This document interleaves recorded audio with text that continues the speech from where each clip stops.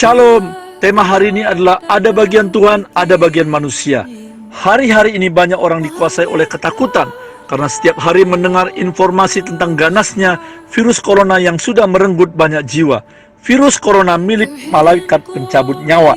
Mari kita belajar bagaimana Tuhan melindungi bangsa Israel dari tulah ke-10 yaitu roh kematian ketika akan keluar dari Mesir menuju tanah Kanaan. Dari Keluaran pasal 12 ayat 22b dan 23, seorang pun dari kamu tidak boleh keluar pintu rumahnya sampai pagi, dan Tuhan akan menjalani Mesir untuk menulahinya. Apabila ia melihat darah pada ambang atas dan pada kedua tiang pintu itu, maka Tuhan akan melewati pintu itu dan tidak membiarkan pemusnah masuk ke dalam rumahmu untuk menulahi. Dan apa yang terjadi? Semua anak sulung orang Mesir mati karena malaikat maut lewat di depan pintu rumah mereka. Bagaimana dengan orang Israel yang saat itu masih tinggal di tanah Mesir? Mereka semuanya selamat, tidak ada satupun yang mati. Mengapa? Sebab ada bagian Tuhan, yaitu melindungi, memberkati, dan menjauhkan tulah kematian dari orang Israel. Namun ada bagian bangsa Israel. Yang pertama, mereka harus membubuhkan darah anak domba di atas pintu depan rumah mereka. Dan yang kedua, mereka harus tinggal di rumah.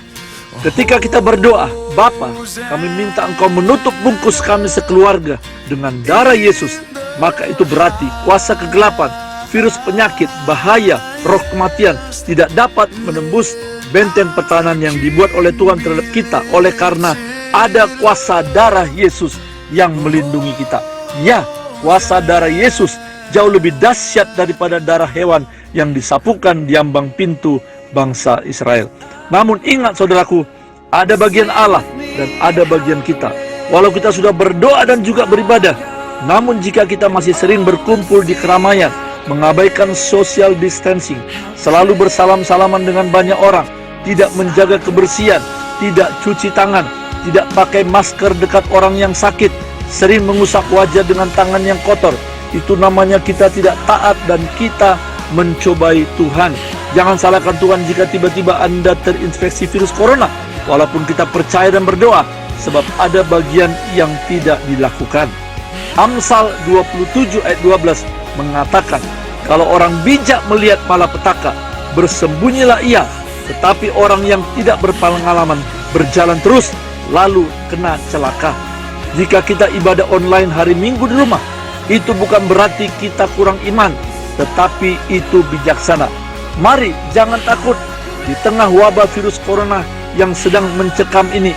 Ingatlah bahwa kita punya Tuhan Yesus yang jauh lebih besar dari semua bahaya yang mengancam. Jangan terus kita bicarakan ancaman virus corona, sebab itu akan menyebarkan virus ketakutan bagi orang banyak dan juga bagi Anda sendiri. Tetapi bicarakanlah kuasa Kristus dan firman-Nya. Deklarasikanlah bahwa darah Yesus lebih berkuasa dari sakit penyakit dan roh kematian. Hari-hari ini memang ada ratusan gedung gereja sementara tutup karena misi untuk memutuskan mata rantai peredaran virus corona.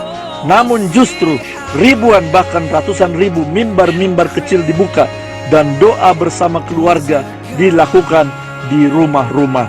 Tuhan Yesus memberkati.